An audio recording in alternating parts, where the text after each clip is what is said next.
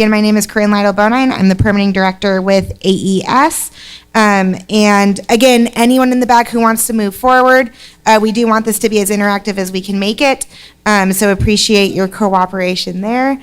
And then without any further ado, let me introduce Jessica Bean. He's going to, we're from the Division of Water Rights, discussing water rights. Thanks, Jessica. Contact me? Oh, I will give you my cell phone and email address. All right, good afternoon, everyone. If you haven't had a chance to grab some coffee, you might want to do that because I'm going to dive into the world of water rights, which is not always as exciting as it seems to me.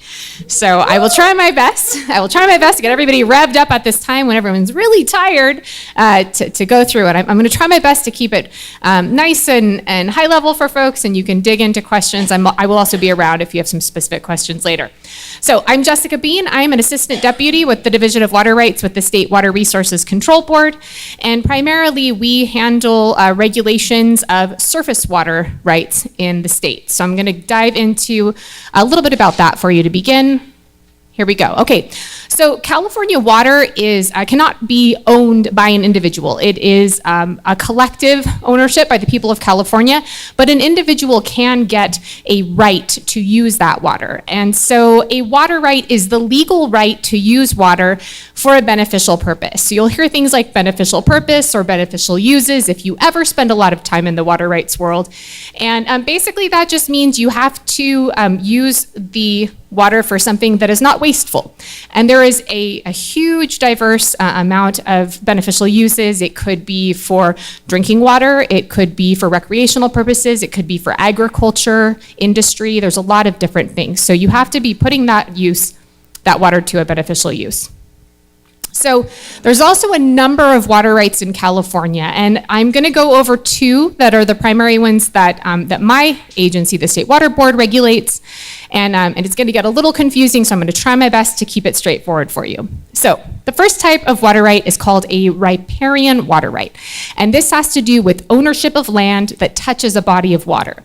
So if a landowner has a piece of property that touches a river, for example, they have the right to use a portion of the water that flows past that property on that property. And there's some limitations on that. So a riparian right, that water has to be, again, used on the property. It can't be put on another property. It can't be stored and used for something later. It has to be used right at that point. And riparians share that natural flow with other landowners, so other folks that have riparian rights, so they're sharing that water. And a lot of this concept, this system, comes out of eastern states and Europe, where frankly they have a lot of water and they're really not as worried about distributing the water. And so this is something that can change from year to year. If you have more water one year, there might be more riparian water available. If you have a drier year, there's probably less water available. So the other kind of water right that we primarily deal with in California is called an appropriative water right. And this is something you may have heard of when you hear about the gold rush. And that's really where it started, when settlers came in and they basically posted a sign on a tree saying, "I'm claiming this water." And it's based on a system of what we call first in time, first in right, which basically says whoever claimed it first gets it.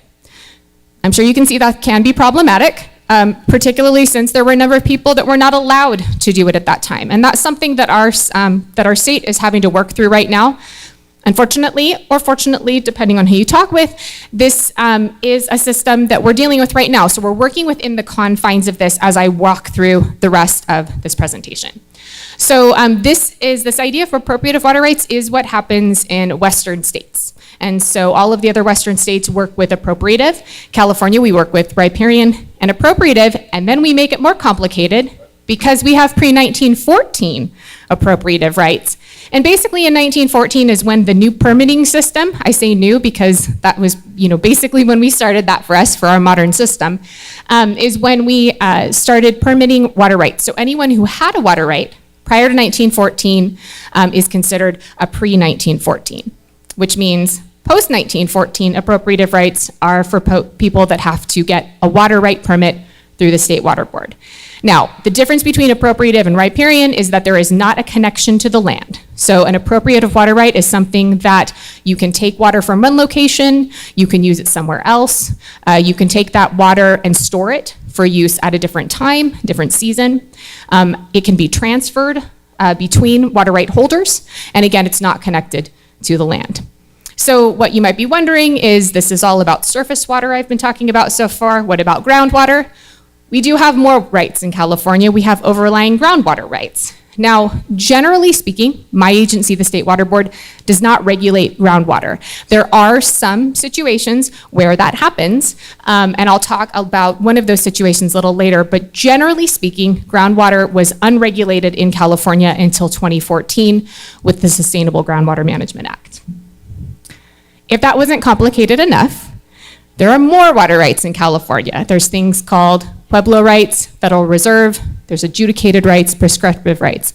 I'm not going to go into these, but I just want to, lay out kind of what we're dealing with here when you're talking about authorities and why it might be very complex and confusing to figure out who is responsible for the different types of rights within California.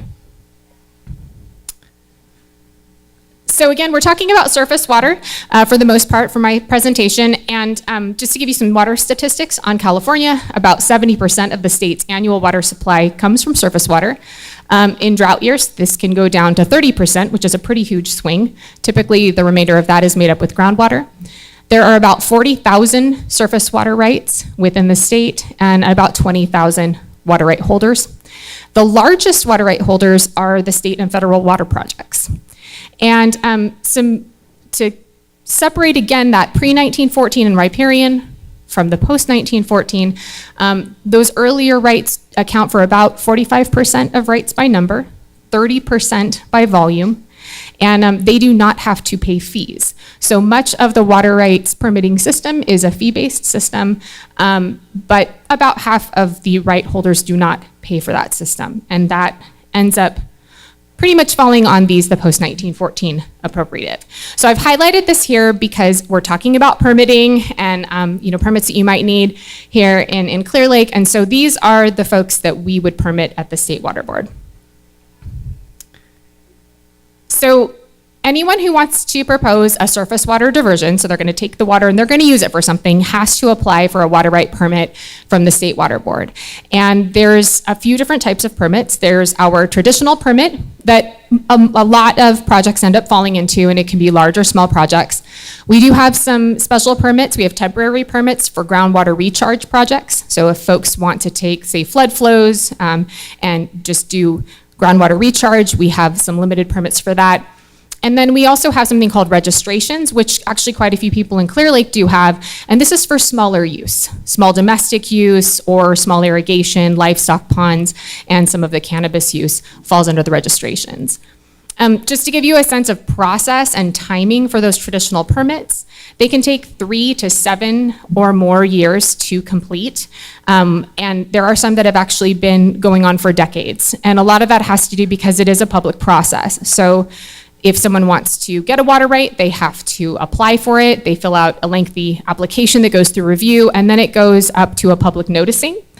And folks that are in the watershed can protest, and they can go back and forth for a long time to work out the logistics of, should this water right be granted? Because you have to look at, are there environmental needs going on? Are there other people with water rights that could be impacted by the issuance of this? So it can take a long time to do that through a water availability analysis, and then I put environmental review, and that's really just compliance with the CEQA process. So what are the requirements of a water right? It's generally 4 different things. Water right holders have to comply with the terms and conditions of their right. So typically a water right is going to have a maximum amount or a maximum volume that can be taken. There's going to be a season, maybe between a couple of different months. And then sometimes there's going to be other conditions like bypass flows. So let's say someone's taking water and there's fish in that stream and they need to have some water flowing through. There might be limitations on when they can take their water based on when the fish are present. They have to pay fees if it's required, and then they need to report their monthly surface water diversions once a year in something called an annual water use report. And then in 2018, we found that those annual water use reports, they weren't giving us enough details on the surface water diversions so that we could get a better sense of accounting and how much water we had in a watershed, particularly during drought. And so now folks that divert more than 10 acre feet per year have additional reporting requirements. That might mean that they have to report weekly or hourly, and in some cases for our very large diverters, they have to report through telemetry, where they're basically collecting 15-minute increments, and then it gets automatically transmitted and posted on a website. So that kind of leads to the question, what if people don't do what they're supposed to be doing? And we do have water rights enforcement. Our goal is to encourage compliance with the water rights priority system, and I specify that because there are penalties that can be incurred for failure to comply, but we really are trying to get people to be in compliance. We're not out there just to penalize people. And so the enforcement can be prompted by a number of things. The first thing I have there is reporting and measurement violations, and that's really, if people aren't reporting or if they're not complying with the different elements that I mentioned. We may also have inspections going on where we go out and we look at facilities, we might find some issues.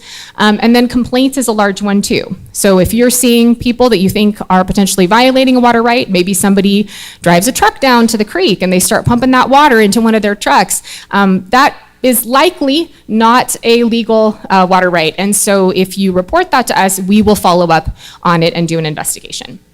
And the process, just so folks understand a little bit more, is like CDFW talked about in the earlier presentation, we do issue a notice of violation as a starting point, and I'll say that we do hundreds and thousands of these each year, and typically that's where it stops for us, which is great. We notice there's a violation, we alert the person, they fix it, and then we're able to move forward. If we're not able to do that, we'll go into oftentimes a back and forth to see if we can get into compliance. If that's not gonna happen, we might move into a cease and desist order, or what I have here is an administrative civil liability, and that's a penalty. It is worth noting that there are opportunities for hearings and a lot of back and forth in that process before we would penalize somebody. And then in terms of completion, I'm going to be showing you some information of when we dug into water rights and having some enforcement issues in Clear Lake. And so the completion does vary. It really just depends on the situation. And so it's hard to, each case really is unique. And so it's hard for me to dive into how often we complete them, but I'll try my best. So Clear Lake watershed surface water stats for everyone here. Surface water accounts for about 33% of the watershed's annual water supply, and most of that water is coming directly from the lake. There are about 220 surface water rights in the watershed. Most of those are for less than 10 acre feet per year. So there's a lot of smaller diverters in the watershed. That being said, the Yolo County Flood Control and Watershed Conservation District, I believe is what that stands for. They are the largest right holder, and they have just under a 400,000 acre foot per year right, and that is coming out of the lake. So all of the other surface water rights outside of the Yolo County right account for about 12,000 acre feet per year. And then we did some digging, and in 2019, which was a pretty wet year, which we would expect people to take quite a bit of surface water, a little more than 4,300 acre feet was reported. And so it's worth looking at why 12,000 versus 4,300 acre feet. And just to explain that, so water rights, again, have a maximum amount they can take, and oftentimes people are not taking that total amount. And that's what we found here in Clear Lake, is that some diverters, they've stopped their operations, they're no longer using their right. Maybe they took less than that. A lot of them have switched to groundwater because it's a better source in terms of consistency. They know what they're going to be getting. However, diverters may also report inaccurate data. The information we collect is reported information, which can have some inherent errors. And then some diverters may fail to report, and this is where we get into the enforcement that I wanted to mention. So at the end of 2022, we came in light of the Hitch emergency and started doing some digging into surface water rights and things of that nature. And our enforcement in 2023 in the area for failure to file those annual reports, we had 17 notices, keeping in mind there's 220 rights for the entire area. And then we had some diversion and measurement violations. We ended up with 48 notices for that. And so what you're seeing here on this pie chart is that bright blue area, about 75% compliance. That's actually really good for an enforcement effort. We're pleased to see that. We found that about 14% of those had a new owner, and so we're working with the new owner to make sure that we can have compliance in the future. There are 11% of those are in process, and they could go either way. Hopefully they'll go to compliance. They could go to an order, and that's, in this case, we did have one order that we issued for failure to comply. Oops. There we go. Okay, I'm gonna switch over because I did mention earlier that for the most part we regulate surface water, but there are some occasions where we can regulate groundwater. And one of those would be within our emergency information order regulations, which is really the latest regulatory action we've taken in Clear Lake from the State Water Board. And the goal of these regulations is to gather information to better understand how groundwater pumping and surface water diversions affect creek flows critical for the hitch. And basically, again, we came in at the end of 2022 and started looking at what data was available, trying to understand, there was a request for us to curtail surface water rights, which means to just restrict people being able to use that. It wasn't clear to us if that was something that would help the hitch at that point. We needed to investigate. And what we found is there were a lot of data gaps. And so in March, the governor issued an emergency order that authorized the State Water Board to adopt emergency regulations in Clear Lake.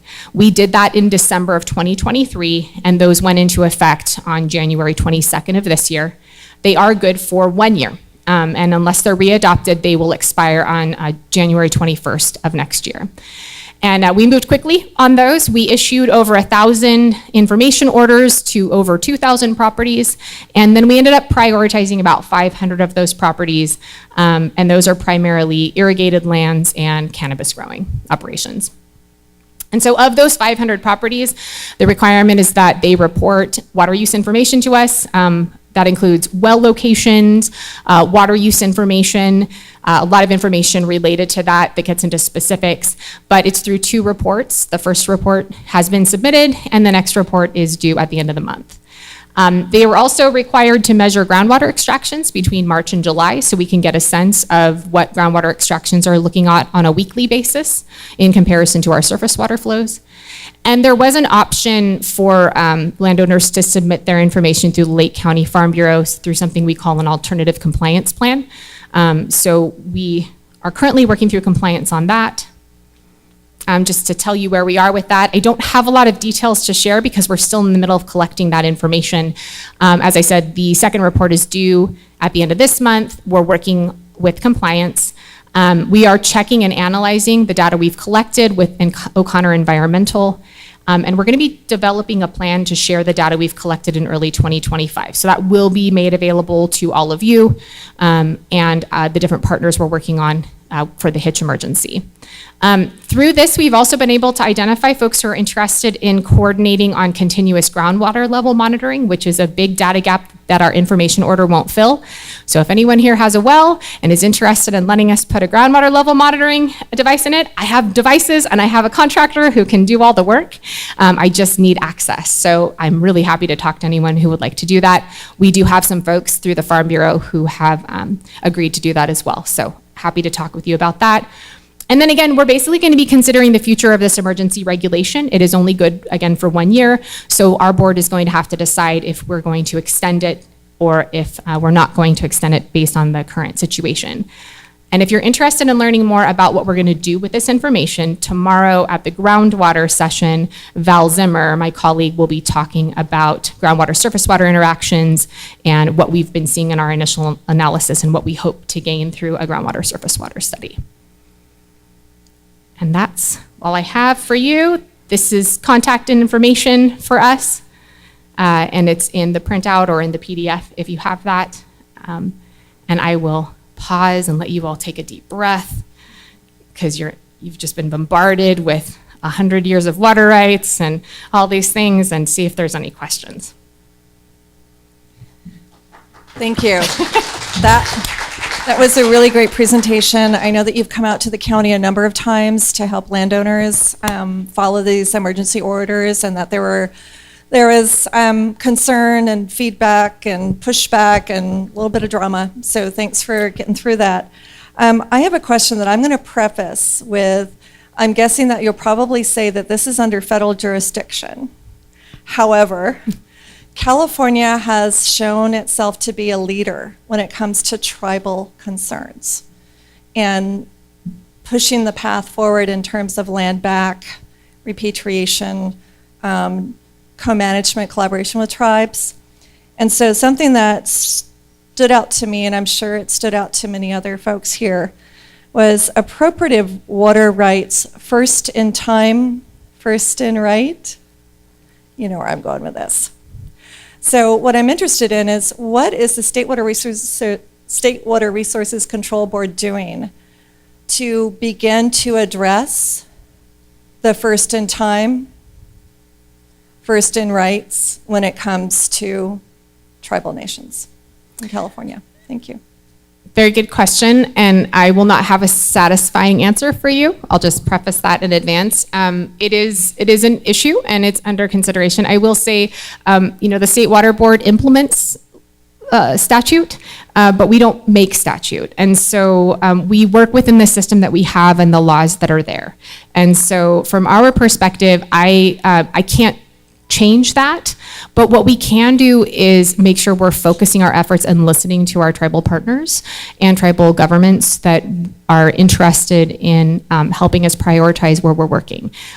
There are about 250 people in the Division of Water Rights.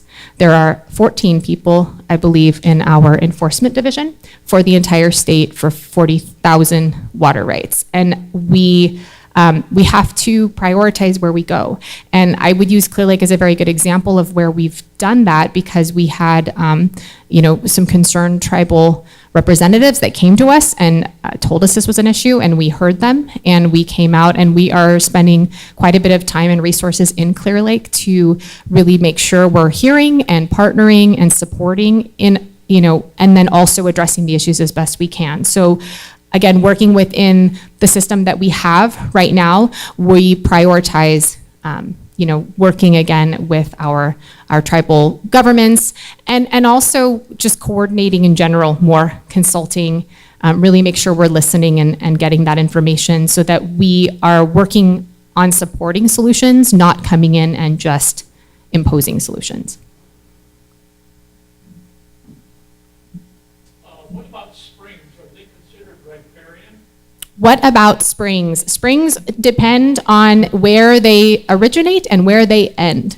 If you have a spring on your property that originates on the property and doesn't go off the property naturally, like you didn't put an impoundment in to take it up there, it's different than if it's a spring coming from someone else's property entering yours, or if it naturally leaves your property. So we can talk a little bit more about those separately, because there can be some unique circumstances, but springs sometimes do.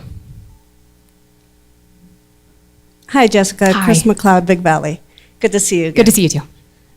In your slide, it said that you had ordered 1,100 issues to cannabis and other irrigated lands. Would you say that the majority of the other irrigated lands was vineyards?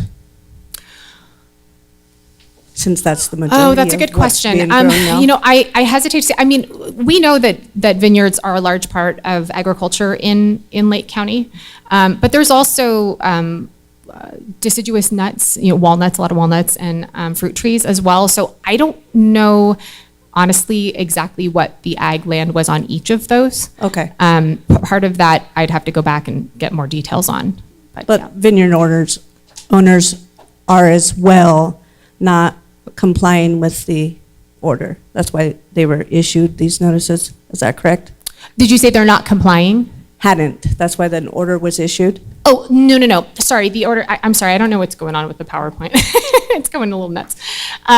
The orders did not have to do with compliance. So folks did not receive orders because they were out of compliance for that 1,100. That had to do with us issuing orders to gain information. So the information order regulation was just to collect information that we didn't have. So So they weren't reporting. well, they don't have to. So groundwater, folks who have groundwater wells, there's not a requirement that they measure and they report. And there's a lot of confusion over groundwater because it's regulated by a bunch of different folks, in terms of well locations and groundwater sustainability agencies. But we just didn't know where the wells were, and we also didn't know what folks were actually extracting from the wells. So we issued the order so people would report to us. It's new. It hadn't been Right. required before Right. that. Yeah, Okay, thank you. absolutely.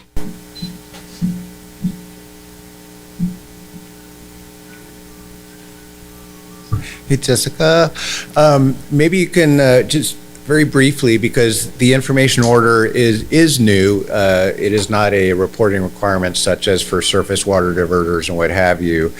Can you kind of help us connect the dots, the executive order, tasks, state agencies, you in particular, with trying to gather this information you don't have, but at the end of the day, you don't necessarily have regulatory authority to do something. I think it's CDFW that is also tasked with trying to develop minimum in-stream flows to protect the Clear Lake hitch and stuff like that. So it is still kind of a new process. Definitely people in my district and others have been interested in this process, but can you kind of explain the driving force in the executive order and how this is going to tie in with other state agencies in developing a rational Clear Lake hitch response and coming up with, I think, what the end goal is, those minimum in-stream flows that may be helpful years down the road?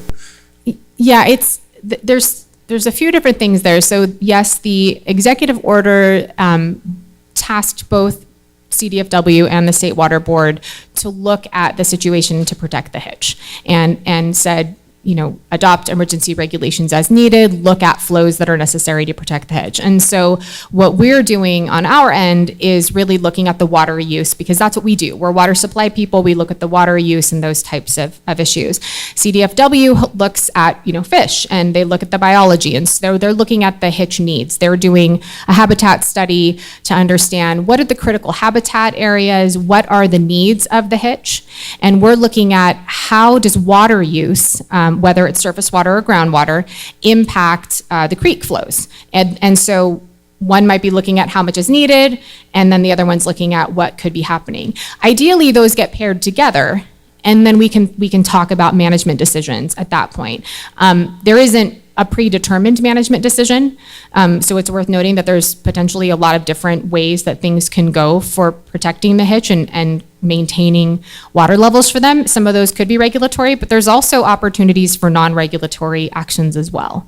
But yes, we're working together so that we can both do our part and come together to basically understand. What I want to stress, though, is that there just really are a lot of data gaps. And so a lot of the questions that your folks have, we have them too. I don't have an answer right now, and that's why it'll be interesting if you get a chance to sit in on Val Zimmer's presentation, because she'll show you what we're starting to see, but that's about all we have right now. And so through this data collection effort, we're going to be doing some modeling and a study, and then we'll pair that with the information that CDFW is coming with as well at some point to again, look at the options.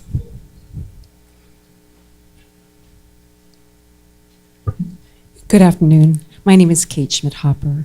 My question is a little bit of a macro question, since I know you're dealing specifically with Lake County and with Clear Lake specifically. But when you're talking about California water rights, we also need to address the Colorado River and the many states it flows through, and even the water rights of the Mexican people and all the native people that live in Arizona and Nevada and Utah. So what can you give us as an update on the negotiations that are taking place for the water rights of the Diné people? Thank you. That is a very good question, and unfortunately, I cannot give you an update because I am not part of that process, but I'm more than happy to give you my contact information, and we can follow up separately, and I can get you in touch with the right people. Sintama, Nicole Anna, Round Valley K Anna. My name is Nicole Whipple. I'm a member of the Round Valley Indian Tribes, and I am here with our Tribal Eco Restoration crew. My question is around the California water rights. I would like to thank the board for acknowledging traditional ecological knowledge as best science as well as tribal beneficial uses. I'm curious, my question is, how do California water rights and the area apply these tribal beneficial uses, and are the hitch included in that designation? I'm not entirely certain how to answer that question for you, only because I think the answer is it depends, and that's never a good answer. But I think it does depend on the circumstances and the different areas. When we're doing a water right evaluation and that, that application process where our staff are looking at, is there water available? We consider other beneficial uses of the water. There's many different things happening.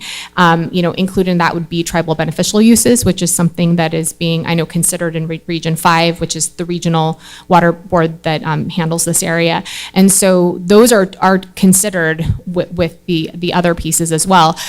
And in that public process, folks from everywhere can submit information for consideration, protests or other information coming in.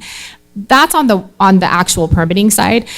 The Division of Water Rights does a lot of other work as well that I didn't get into, and we don't have a lot of time, and I promise I'll just wrap this up because I know we're at the end. But there are a lot of different areas, and I would say if you have a chance at some point, and I'm absolutely happy to chat with you more too, is maybe to talk to Sarah Ryan, or I saw Luis in here, and Daniela. We've been working really closely on this project in particular for the Clear Lake Hitch, and it kind of gives more of a sense, I think, of how we do use the tribal ecological knowledge and just in general coordination, so that we make sure that we're getting that information. So again, sorry to have to cut you off, but I'm also happy to chat more if you're interested.